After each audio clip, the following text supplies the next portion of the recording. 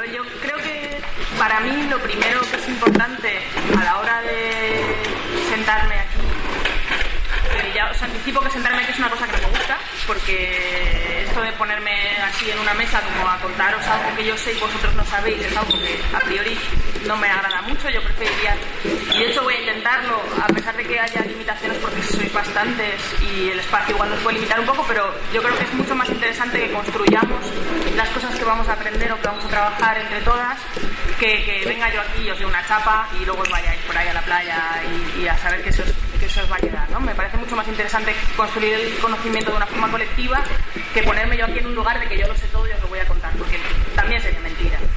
También es importante para mí, desde mi forma de trabajar, que sepáis desde dónde hablo, porque desde mi perspectiva la objetividad es muy relativa. Entonces, desde mi perspectiva es muy importante que cuando yo vengo aquí, me siento y os cuento algo sobre lo que sea, sepáis desde dónde estoy hablando, qué cosas me están atravesando, qué experiencias he tenido que me han hecho llegar hasta esta conclusión. Porque no quiero que me situéis en esa supuesta objetividad. Porque lo primero, porque soy médico. Entonces, siendo médico, tenemos mucha costumbre de que la gente considere que lo que decimos es objetivo, que no está atravesado por nada, que no tiene ningún condicionamiento de ningún tipo, y eso no es verdad. Entonces, lo primero que os voy a contar es que soy médico. Soy médico, pero poco, porque soy psiquiatra. Entonces, los psiquiatras somos médicos, pero un poco menos médicos. Y soy psiquiatra, pero poco, porque soy feminista. Y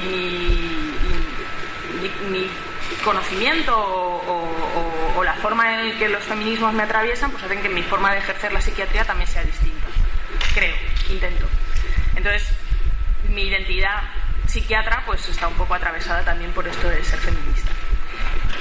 Y en realidad, explicándoos todo esto, estoy empezando por explicaros parte de lo que vamos a hablar, porque médico, psiquiatra y feminista son tres de mis identidades, y son tres identidades que a mí me atraviesan, y son tres identidades que podrían estar en conflicto unas con otras, y que suponen unos ciertos privilegios y también unas ciertas desventajas. Entonces, creo que es un buen principio para que sepáis un poco desde dónde os voy a hablar. Me encantaría que poder escucharos a todos, a todas, y que me digáis vuestros nombres y cuáles son vuestras identidades y cómo estáis aquí. Pero si alguien me echa una mano y me dice, así como colectivo, ¿alguien se atreve a decirme cómo os identificáis? Para que yo lo sepa. ¿Hay algo que tengáis en común? ¿Alguna identidad que compartáis? ¿Por qué estáis aquí? Venga, un valiente. Venga, yo. Vale, vamos allá. Soy Berni y estoy aquí porque soy marxista-leninista. Vale, o sea que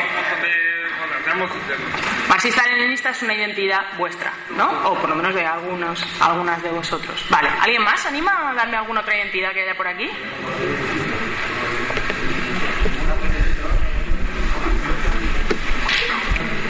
Que no se lo digáis al de al lado, decídmelo a mí, compartirlo con todos, con todas. Asumo que todos sois marxistas-leninistas. ¿Todos? Genial, vale.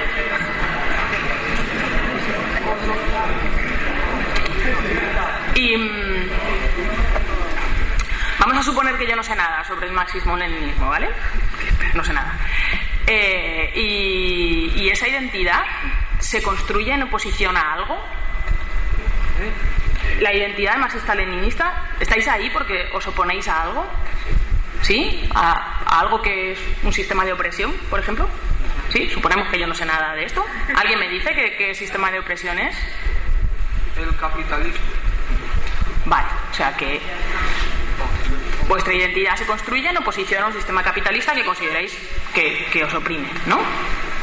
Genial, es un punto de partida perfecto para todo lo que vamos a hablar aquí, ¿vale? Entonces, lo primero que quiero que hagáis es que penséis en un bar. Ya sé que es raro a estas horas de la mañana, pero pensad en un bar, ¿vale? Un bar con gente, por la noche. Entonces, pensad en esta situación. Una mujer entra en un bar. ¿Alguien me puede decir cómo se siente esa mujer? Observada, ¿qué más? Acosada, suena por ahí, ¿sí? ¿Más cosas? ¿Intrigada he oído? No seáis tímidos, venga. Intimidada, juzgada. Avergonzada. Sexualizada. Vale. ¿Por allí que no lo he oído bien? Cosificada. Vale. ¿Y una mujer lesbiana que entra en un bar? ¿Cómo se siente? ¿No se siente? ¿Igual? Ajá. ¿Algo más que se os ocurra? ¿Alguna diferencia que pueda haber? Igual, exactamente igual. Más juzgada. Ajá, vale. ¿Y una mujer lesbiana y negra que entra en ese bar? Más juzgada todavía. Uh-huh. ¿Más cosas que pueda sentir esa mujer? ¿Racismo? Uh-huh. ¿Más cosas? ¿Odio? ¿Oigo por ahí? Sí, que también dado momento podría ser uh-huh.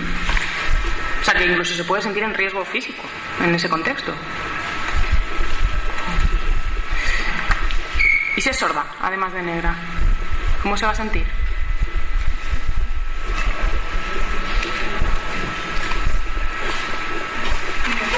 ¿Indefensa? Ajá. ¿Sola? Uh-huh.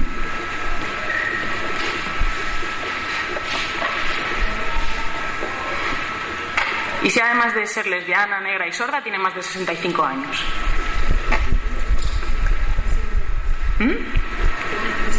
En exclusión. ¿Es visible esa mujer en un bar? No. ¿Alguien me cuenta en qué bar estabais pensando? ¿En un bar de hombres? ¿Dónde está el bar? En este contexto, ¿no? En un bar, asumo que europeo, ¿no? ¿De qué color son los hombres que hay en el bar? Blancos. ¿A alguien se le ha ocurrido que el bar pudiera ser de lesbianas negras? No, ¿verdad?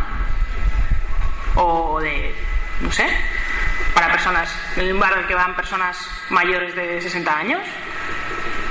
¿No? ¿Existen esos bares? ¿Los vemos? ¿Se nos ocurren? Vale, pues esto es la interseccionalidad. Ahora ya con esto me voy. Ya lo he explicado todo. Os traigo, para empezar, un cachito del discurso de Sojourner Truth en la Convención de Derechos de la Mujer, porque creo que es un discurso muy interseccional que pregunta mucho sobre las identidades, cómo las construimos y esto que nos ha pasado juntas cuando estábamos pensando en el bar, ¿vale? Entonces dice, ese hombre de ahí dice que hay que ayudar a las mujeres a subir a los carruajes, levantarlas para que atraviesen los pozos de la calle y que las mujeres deben tener el mejor lugar en todas partes. A mí nadie me ofrece ningún mejor lugar. ¿Y acaso no soy una mujer? Mírenme, miren mi brazo. He arado, he plantado y he recolectado la siembra de los graneros. Y ningún hombre podía superarme. ¿Y acaso no soy una mujer?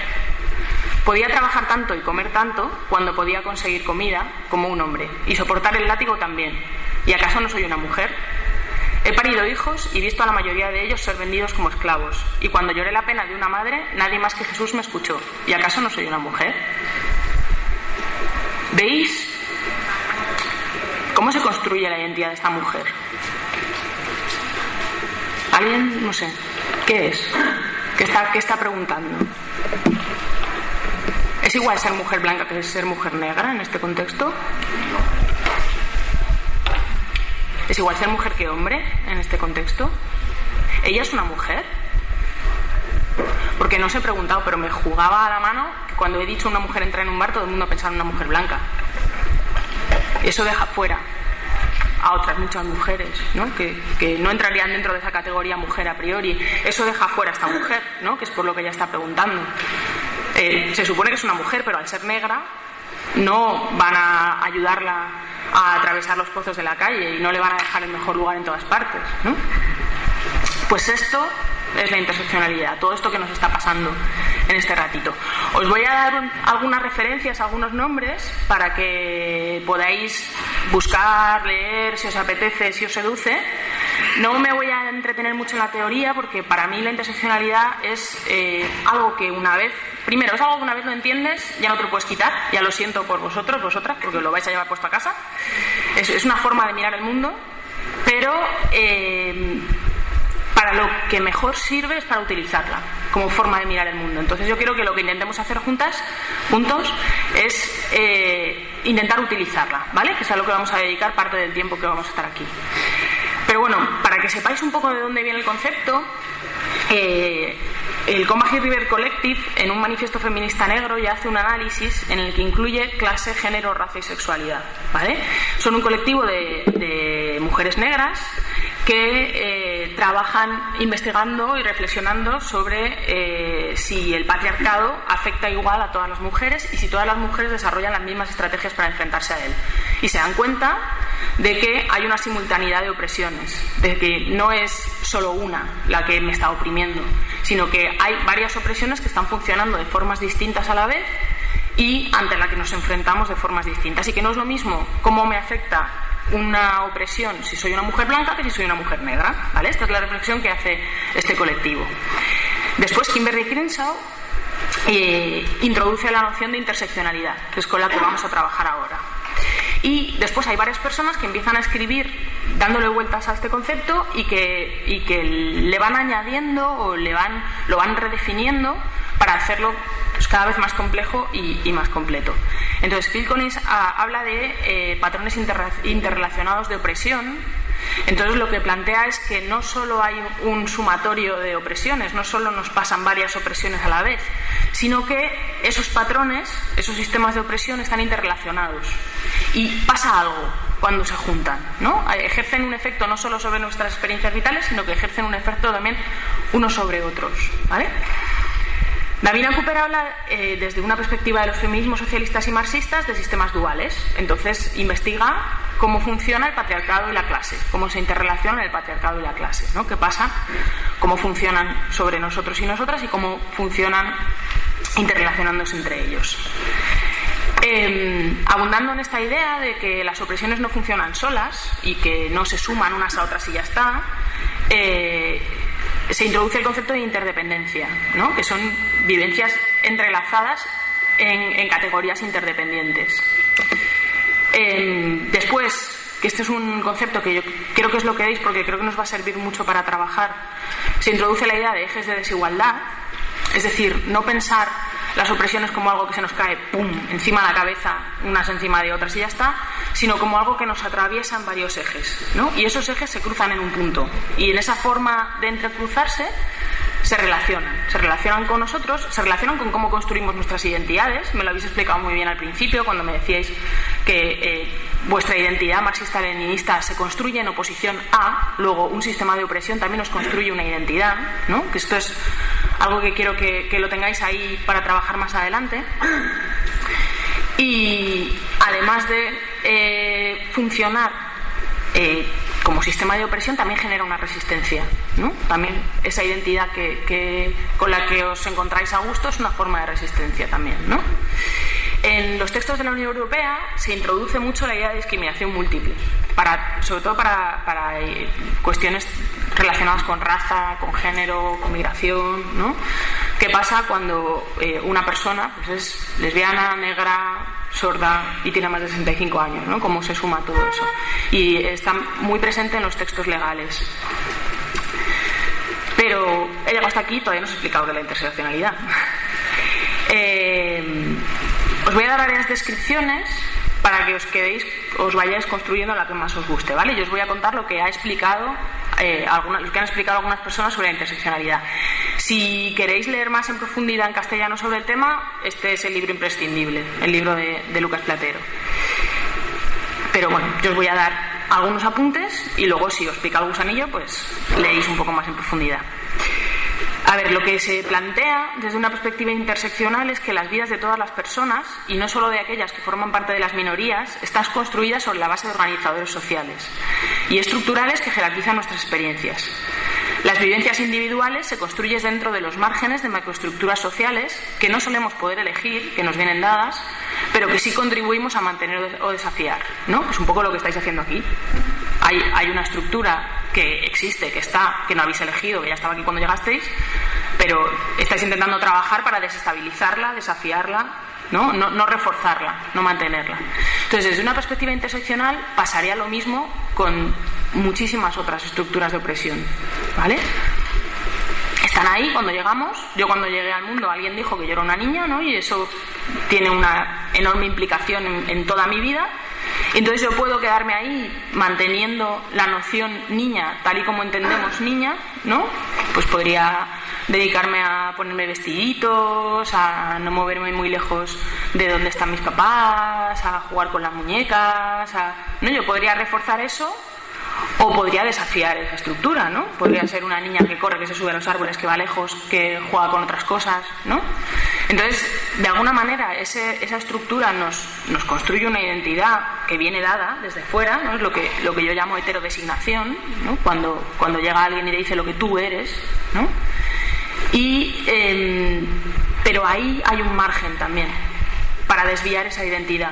Hay una escritora que se llama Teresa de Lauretis, que tiene un texto muy interesante, que habla de cómo cuando yo marco la X en la categoría mujer en un cuestionario, de alguna manera yo también estoy marcando mi cuerpo, ¿no? Y estoy poniéndolo en la categoría mujer. Pero pensándolo de otra manera, mi cuerpo a lo mejor, o mi forma de estar, no es la de una mujer normativa, no es la de una mujer hegemónica. Entonces, ¿qué pasa con la categoría mujer cuando yo pongo mi cuerpo ahí? ¿No?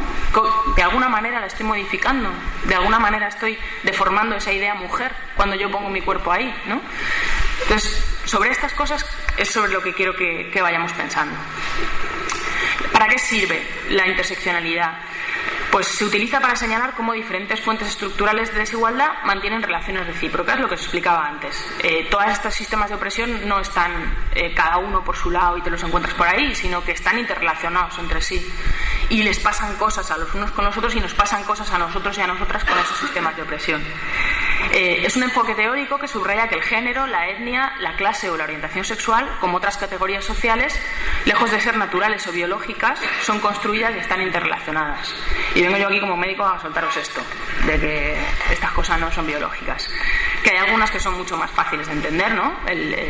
La clase, pues es más fácil de entender como no biológica, aunque hubo en su momento quien buscó el gen, ¿no?, de los pobres, el gen rojo, este tipo de cosas. Se han intentado esencializar también, ¿no? y buscar el fundamento biológico, pero posiblemente os resulte un poco más difícil entender a lo mejor que la etnia, en la etnia hay una parte de construcción, ¿no? Porque parece que teóricamente las cosas que podemos ver encarnadas en un cuerpo, o igual también os cuesta un poco si os digo que el género también es una construcción social, ¿no?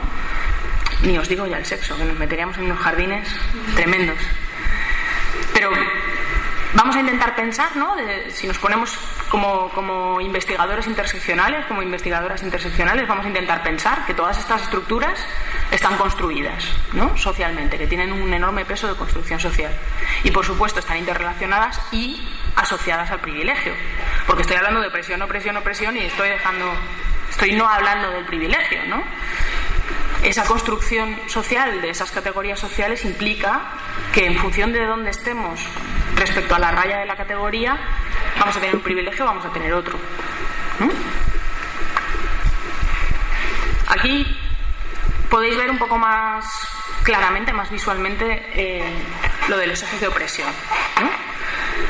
Es una mirada que nos tiene que llevar a evidenciar las relaciones de poder y privilegio que existen. Nos obliga a cuestionar la naturalización de la existencia de un sujeto hegemónico del que, por otra parte, a menudo no nos ocupamos en analizar y evidenciar. Y es muy bonito lo que ha pasado antes, porque en realidad cuando yo os he preguntado por un bar, me estabais hablando del bar del sujeto hegemónico.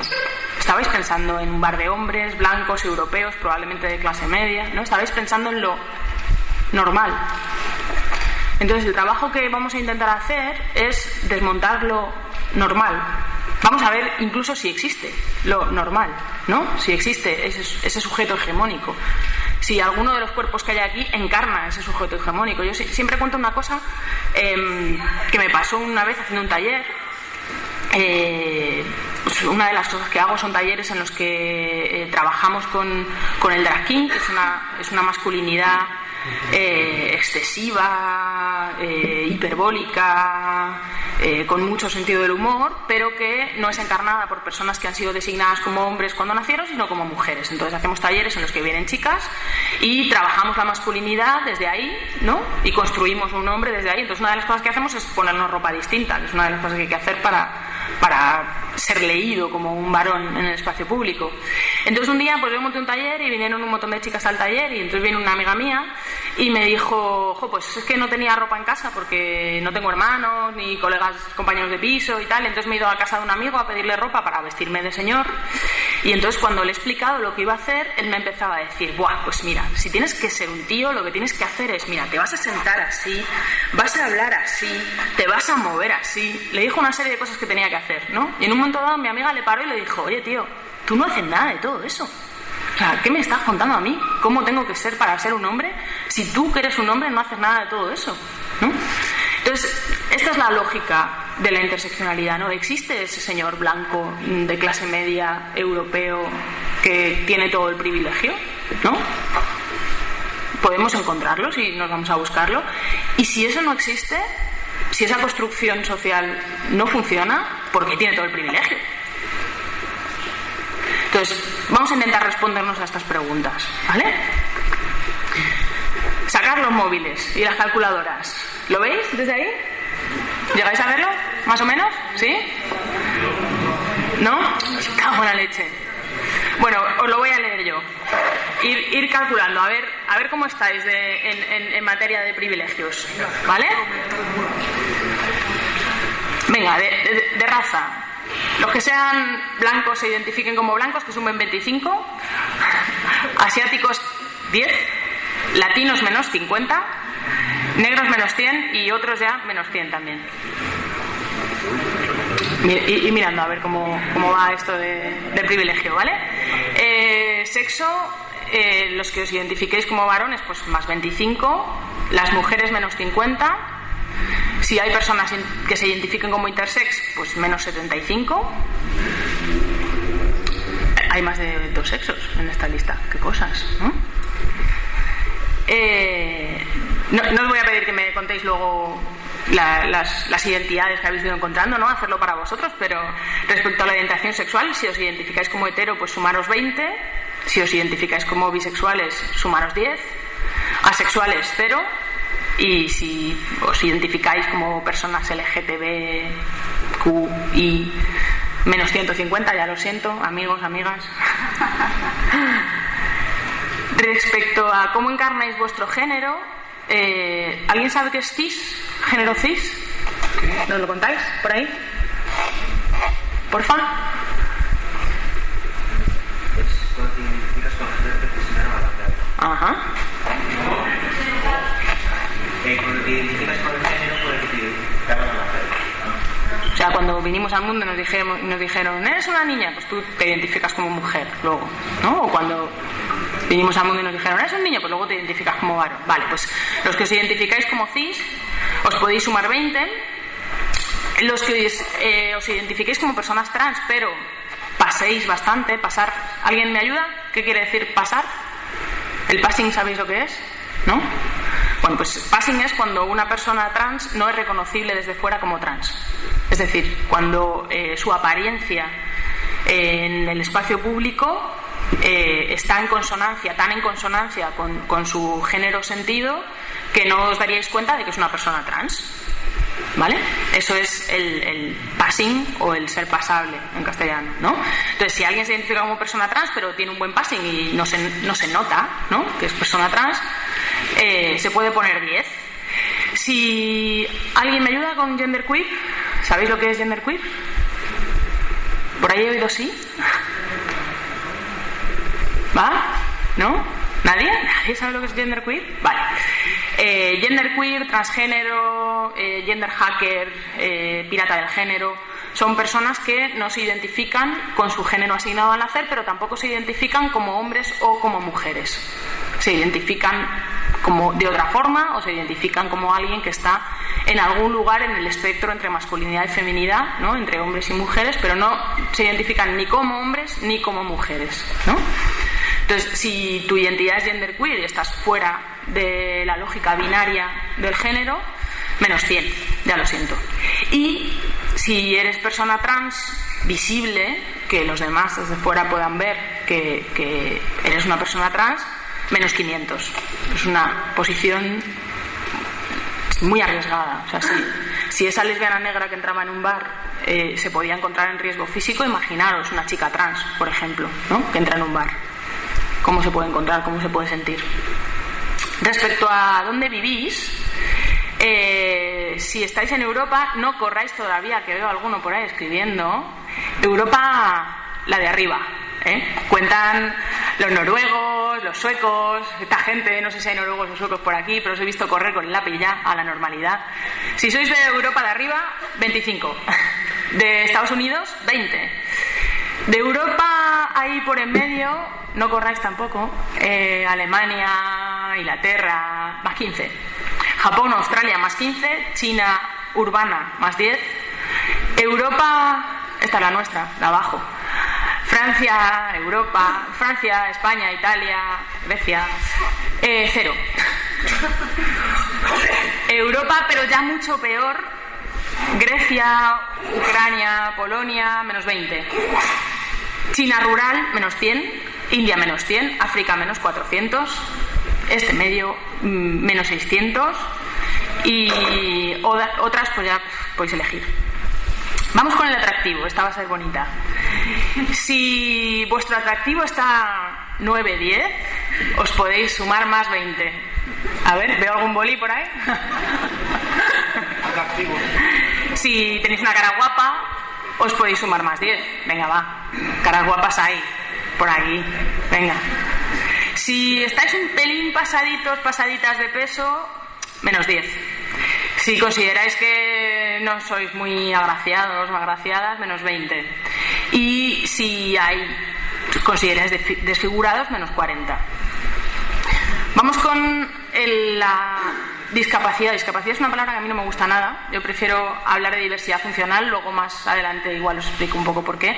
Pero bueno, vamos a utilizar discapacidad, que es la que hay aquí. Si vuestros cuerpos son capaces, lo que se entiende como capaz, que también lo podemos discutir después, sumaros 25. Si hay algún tipo de autismo social, menos 20. Si tenéis una inmovilidad, menos 30. Algún tipo de enfermedad, menos 50. Sordera, menos 50. Algún tipo de diversidad funcional psíquica, menos 200. Y ceguera, menos 750. Estatus, esta os va a gustar. ¿Plutócratas hay aquí? ¿Alguno? Más 50. ¿Ricos? ¿Tenemos ricos en la sala? Más 25. Nos vamos apañando clase media para arriba, más 10. Media, 0. Pobres, menos 25. Sin casa o institucionalizados, menos 250. La altura también influye, no penséis que no. Entonces, si sois altos, más 10. Si sois normales, 0. Y si sois bajitos, menos 10. ¿Cómo ha pasado? ¿Qué decíais por ahí? ¿Altos qué? ¿Altos cuánto? ¿Preguntabais? Esto es una cosa muy interesante que pasa, ¿no? ¿Dónde está la normalidad? ¿Cómo de alto tengo que ser? ¿Cómo de guapo tengo que ser? ¿Cómo de hombre tengo que ser? ¿No? ¿Dónde está todo eso? Qué interesante esto que está pasando, oye. Y a ver en qué trabajamos. ¿Banqueros? ¿Algún banquero en la sala? Levante la mano, por favor, que le van a palear. Bueno, sí, si hay banqueros o inversores, más 25. Ingenieros, más 10. Doctores, más 10. Gente que trabaje con tecnología, más 5. Equipo técnico no os veo ahí poniendo más 5. Profesores, menos 5. ¡Qué putada! Policías o bomberos, menos 10. Científicos, menos 15. Sin profesión u otra, 0. No es viernes ni sábado por la noche, ¿verdad? No. ¿Por qué no hay una disminución con otras profesiones, en plan el típico obrero o ama de casa? Eso claramente baja bastante. Porque están en otras, pero sí es verdad, tienes razón. Debería estar por debajo. Pero bastante, ¿no? Sí, debería estar por debajo. Se lo hemos copiado a los yanquis y se han saltado esa parte. Pero tienes razón. Buena puntualización, sí señor. No estamos en viernes ni sábado por la noche, ¿no? O sea que no nos descontamos menos 15 por estar haciendo este test en viernes o sábado por la noche. Eso también tiene su aquel, ¿no? Si no estás en la calle. Vale. Y si hay alguna otra identidad por la que sintáis que sois menos privilegiados, pues podéis sumaros hasta menos 30 puntos. ¿Vale? Falta la religión. Uy, me la he saltado. ¿Por qué será? Vale. Venga, religión, judíos, más 25. Cristianos, más 5. No religiosos, 0. Hindúes, menos 20. Budistas, menos 20. Sikh, menos 30. Y musulmanes, menos 50. No me olvido de nada más, ¿no? ¿Me echáis una mano? ¿No? ¿Qué tal estáis de privilegio? La cuestión, Dime. esto no depende mucho del país, del contexto en que vas. Por ejemplo, en Estados Unidos, no ser religioso descontaría muchísimo. Lo puede que descontaría más que ser religioso. Chicos, chicas, ¿estáis escuchando lo que está diciendo el compañero? Vente para acá si quieres, se lo comentas. ¿Qué te oigo? Dale, es muy interesante. Que en determinados contextos, por ejemplo, en Estados Unidos, no ser religioso te descontaría mucho más, por ejemplo, que no ser musulmán. Según zonas también, pero, o sea, no sé, estoy imaginando el típico pueblo de Estados Unidos, pues declararte ateo o agnóstico te puede suponer que te eche a pegar directamente. Vale. Esto es súper importante, porque nos está pasando otra vez lo del bar. O sea, yo estoy pasándose este cuestionario de la Superpop basándome en una lógica que está situada geográficamente y que está situada en muchos sentidos, ¿no? En un contexto cultural concreto. Pero ¿qué pasa cuando desplazamos ese contexto? ¿No? Que es lo que estaba hablando mi compañero. Y es importantísimo para pensar interseccionalidad. ¿Qué pasa si el bar, en lugar de ser un bar de hombres blancos europeos, es un bar de lesbianas negras en el que entra una mujer blanca? ¿No? Eso es interseccionalidad. Eso que estaba planteando el compañero, eso ya es pensar interseccional. ¿Qué pasa, no? Si movemos el contexto. ¿Qué pasa? ¿Puede ser que algo que en un contexto pueda suponer una desventaja, en otro contexto pueda suponer una ventaja? Entonces, esa importancia de esa identidad hegemónica privilegiada de la que estábamos hablando desde el principio, ¿cómo la podemos ver ahora? Porque claro, si yo la muevo de sitio, primero, la puedo mover de sitio. ¡Wow! O sea, yo puedo desplazar esas identidades. Y según donde las desplace van a cambiar. Y según donde las desplace, su valor también va a cambiar. Entonces, ¿son tan esenciales y tan naturales como pensamos? Si yo las puedo mover y puedo jugar con ellas de esta manera, ¿no? Igual hay grietas, igual hay márgenes, igual esa normalidad no es tan normal, ¿no? Que es una cosa que, insisto, es mucho más fácil entenderlo respecto a la clase, por ejemplo, que respecto al género. Mucho más difícil, ¿no? ¿Cómo vais de privilegio? ¿Sois gentes privilegiadas? ¿Estoy aquí en un colectivo muy privilegiado? ¿O no? ¿No? Vamos a pensar en lo que no se nombra, en ese sujeto del que estábamos hablando todo el rato, ¿no? Porque otra de las cosas para las que sirve la interseccionalidad es para que, no solo para que veamos qué nos oprime y no solo para que veamos qué nos construye como identidades oprimidas, también sirve para señalar esto, que no hemos pensado, cuando hemos pensado en el bar, hemos pensado en un bar de hombres, blancos, europeos, hemos pensado en aquello de lo que no se habla, hemos pensado en esa identidad que no está marcada, en esa identidad que es normal, ¿no? Esa identidad de sujeto dominante, a fin de cuentas. Nadie se plantea... hablamos mucho de las circunstancias de las mujeres, de las circunstancias... A mí me encanta lo de género. Taller de género, y todo lo que viene son mujeres. ¿Qué pasa? ¿Que los tíos no tienen género? O sea, no tenemos que discutir mucho sobre la masculinidad y cómo se construye la masculinidad y estar o no estar en la masculinidad y qué privilegio viene con la masculinidad y si queremos ese privilegio o no. Pero eso no lo discutimos. El género es el género de las mujeres, porque el género de las mujeres es el género marcado, porque la raza es la raza de los negros y cuando pensamos en raza no pensamos en alguien blanco. Y a lo mejor sí que, no sé, tendríamos que empezar a pensar, ¿no?, en cómo se construye ese sujeto dominante para ver si podemos desmontarlo de alguna manera, ¿no? Entonces, desde una perspectiva interseccional, se entiende que los sujetos dominantes también son interseccionales, porque se entiende que la ciudadanía está encarnada por defecto por ese var del que estábamos pensando al principio, ¿no? Ese varón blanco, urbano, heterosexual, sin diversidad funcional. ¿Estáis familiarizadas con la idea de diversidad funcional? ¿Alguien sabe qué nos referimos cuando hablamos de diversidad funcional? ¿No? Cuando un hombre, o sea, cuando una persona, por ejemplo en este caso un hombre, si además es blanco, burgués y todo eso, no puede alcanzar el estatus,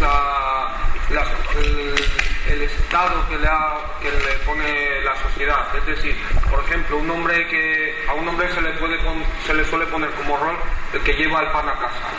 Por ejemplo, cuando un hombre no puede hacer eso, por ejemplo, cuando entra en crisis y despiden a todos los obreros de la fábrica y entra en paro y no puede mantener a su familia, pues ahí ya está.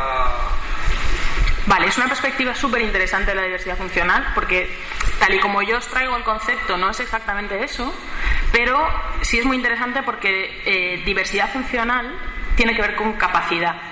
Y en nuestro contexto, para ser capaz, una de las cosas que hay que ser es productivo, ¿no? De hecho, por eso ahora en este contexto de crisis, por ejemplo, en los centros de salud mental se están recibiendo muchos más varones con síntomas de depresión, de ansiedad, porque de alguna manera, al estar en paro, han tenido que movilizar su identidad desde la de varón proveedor a la de varón cuidador. Y muchos hombres no pueden encajarlo bien, les cuesta muchísimo ese desplazamiento de la identidad, porque la capacidad en nuestro contexto asociada a ese varón blanco de clase media también es la de proveer.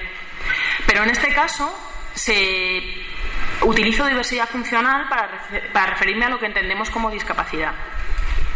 ¿Por qué? Pues no lo voy a explicar ahora, lo voy a explicar después. Pero que no se me olvide, recordármelo, ¿vale? Que después os lo explico. Pero diversidad funcional sería lo que entendemos como discapacidad, pero entendido desde otro esquema de pensamiento, ¿vale? Respecto a la capacidad, que tiene mucho que ver con el proveer, con el ser productivo. Porque la identidad discapacitado también en un momento dado ha sido construida a través del discurso médico, y esa identidad discapacitado se construyó en función de los estándares de los cuerpos de los obreros en las fábricas. Entonces, en la antropometría, que es la ciencia de medir los cuerpos, se empezó a construir para ver si el obrero encajaba en la cadena de montaje. Entonces empezó a medir la longitud del brazo, cuánto estaban así, cuándo estaban así, y se empezó a generar una estandarización estadística de los cuerpos, de manera que el cuerpo normal era el cuerpo de ese varón blanco que estaba trabajando allí, ¿no? Entonces, a partir de esa estandarización estadística y de empezar a medir los cuerpos y de saber cómo tenía que ser un cuerpo, se generó la categoría discapacitado, ¿no? Como aquel cuerpo que no encaja en esa normalidad del cuerpo, que es un cuerpo que no puede producir. De ahí venía el interés, ¿no? Entonces luego hablaremos de esto, pero hay todo un movimiento de personas con diversidad funcional que modifican la idea de discapacidad y que le dan otro contenido y que la entienden de otra manera, ¿no? Lo que quiere decir discapacidad, pero luego os explico un poco más en profundidad, ¿no? Con el acento y uso de la lengua considerada dominante y un etcétera cargado de las manifestaciones más aceptadas de todas las organizadores sociales relevantes en un lugar y momento histórico determinado. Súper importante lo que decía el compañero. Un lugar y momento histórico determinado. Esto no es igual si lo movemos en el tiempo, esto no es igual si lo movemos en el espacio, ¿no? Estas categorías no funcionan igual si yo las muevo en un contexto como el que tenemos aquí que si yo las pongo hace 50 años, por ejemplo, ¿no? Hombre no es lo mismo ahora que hace 50 años, mujer no es lo mismo ahora que hace 50 años, y no es lo mismo aquí que en Norteamérica, por ejemplo, ¿no? Entonces, hemos hablado de discriminaciones que se suman unas a otras, de ejes de opresión que nos atraviesan y se interrelacionan. Hay una imagen visual que funciona muy bien para entender la interseccionalidad, aunque sea un embrollo, que es esta, una maraña. Es difícil medir, cuantificar, adivinar dónde se cruzan todas estas identidades, todos estos sistemas de opresión, dónde se tocan, cómo se influyen unos a otros, cómo nos modifican a nosotros. Es muy difícil hacer un dibujo matemático en el que se vea, ¿no? Entonces hay quien le parece que es una buena forma de representarlo la maraña, ¿no? Entonces, Graham dice: no existe una sola causa de discriminación, sino una maraña de interrelaciones que conforman las experiencias complejas de las personas y de las estructuras sociales que organizan nuestras vidas, ¿no? Entonces lo podemos pensar así, como una maraña en la que nosotros estamos ahí, nos estamos moviendo, y la maraña se mueve también. Complicado esto, un poco Star Trek, pero es una imagen visual que a mí me resulta útil para pensar la interseccionalidad. Pero, ¿qué pasa? Esos sistemas de opresión y esas categorías no están solo fuera de mí, me están atravesando, ¿no? Yo me identifico como hombre o como mujer porque esas categorías me atraviesan, y eso también tiene una enorme influencia en cómo voy a estar yo en el mundo, ¿no? En cómo voy a estar yo en la vida. Entonces, las categorías relacionales entran en juego en nuestro propio cuerpo, se vuelven corpóreas, al tiempo que son categorías versátiles, entrelazadas y casi inseparables analíticamente. Y otra cosa que sí yo creo que es muy importante que podamos trabajar aquí hoy, para la que yo creo que también nos sirve la interseccionalidad, es para visibilizar las diferencias intergrupales. Es decir, cuando yo he preguntado por vuestra identidad, la identidad colectiva es marxistas-leninistas, pero ¿sois todos iguales? Aquí no hay ningún... Me voy a atrever, venga. Va. No hay ningún eje de opresión aquí. Hay un equilibrio total aquí. Para esto nos sirve también la interseccionalidad. La interseccionalidad nos sirve para preguntarnos: en mi colectivo, en mi espacio, en mi trabajo, en mi casa, ¿dónde están los ejes de opresión? ¿Cómo están funcionando? ¿Cuál es el contexto? Vale, y yo creo que en colectivos comprometidos políticamente es esencial pensar eso, porque hay gente, yo veo que vosotros y vosotras no, porque ya lo tenéis trabajadito, ¿no? Pero hay gente que piensa, por ejemplo, que el hecho de ser gay no me gusta, el hecho de ser marica, ¿vale? Y utilizo marica apropiándome del insulto. El hecho de ser marica o de ser bollera te convierte en no racista, por ejemplo. Mentira. O no transfobo, incluso. Mentira. O sea, hace poco hablaba con una activista LGTB que rondaría los 70 años y me contaba cómo en las primeras manifestaciones del orgullo en Madrid, la primera manifestación en la que la gente se estaba jugando de verdad el pellejo porque no se podía salir a la calle a decir soy marica, soy bollera, como ahora, lo primero que intentaron fue apartar a la gente trans de las cámaras, apartar a la gente trans de los puntos visibles, desplazarlos a las afueras de la manifestación, a los márgenes de la manifestación, porque no querían una respetabilidad en ese momento y no querían que esos cuerpos fueran visibles en la manifestación. ¿Qué pasó? Que cuando llegó la policía y se puso a dar tortas, los que salieron corriendo fueron las maricas y las bolleras, y los que se quedaron a dar la cara fueron los trans y las trans.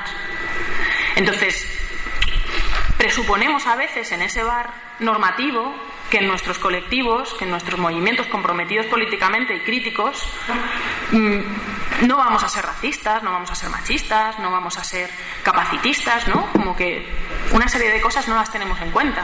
Entonces yo creo que otra de las cosas para las que es muy muy útil la interseccionalidad es para preguntarnos: ¿dónde estoy yo en esta relación?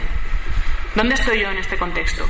¿Cuál es mi privilegio en este contexto? ¿Cómo está funcionando mi privilegio? Yo creo que es muy interesante hablar de opresión y es muy interesante que trabajemos sobre la opresión, pero también es súper importante trabajar con el privilegio. Por ejemplo, ¿qué pasa cuando yo estoy trabajando, por ejemplo, en la consulta, y yo me siento detrás de una mesa con una silla, una mesa detrás de mí? Normalmente en las consultas públicas la silla del médico suele ser mejor que la que se sienta el paciente, ¿no? Tiene rueditas y da vueltas, ¿no? Mi silla es mejor, probablemente mi silla va a ser más alta también, ¿no? Me protege una mesa, tengo un ordenador. ¿Dónde me está poniendo todo eso? Con la persona que yo tengo delante. ¿Qué tipo de relación voy a establecer? ¿Va a ser una relación horizontal? Todo lo que haya a mi alrededor, toda la estructura que hay a mi alrededor condiciona que esa relación no sea horizontal. Y ahora, y la parte más interesante, ¿qué puedo hacer yo para cambiar eso? ¿Puedo quitar la mesa? ¿Me puedo sentar al lado o de la persona con la que voy a hablar? ¿Puedo quitarme la bata, por ejemplo? Entonces, también para esto sirve la interseccionalidad. ¿Qué podemos hacer aquí, en este contexto, en este colectivo? ¿Qué privilegio tenemos? ¿Podemos quitarnos la bata? ¿Podemos quitarnos el privilegio? ¿Podemos tener en cuenta otras cosas?